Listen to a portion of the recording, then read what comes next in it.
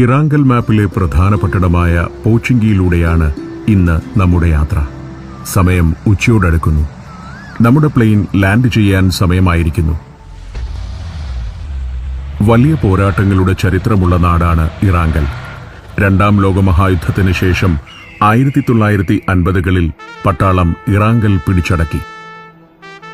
പലതരം ഭൂപ്രതലങ്ങൾ കൊണ്ട് സമ്പന്നമായ ഇറാങ്കലിനെ അവർ അവരുടെ മിലിറ്ററി ടെസ്റ്റിംഗ് ഫെസിലിറ്റിയാക്കി മാറ്റി.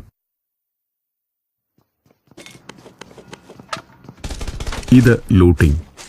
ഇവിടുത്തുകാരുടെ ഒരു പ്രിയപ്പെട്ട വിനോദമാണ് ലൂട്ടിംഗ്.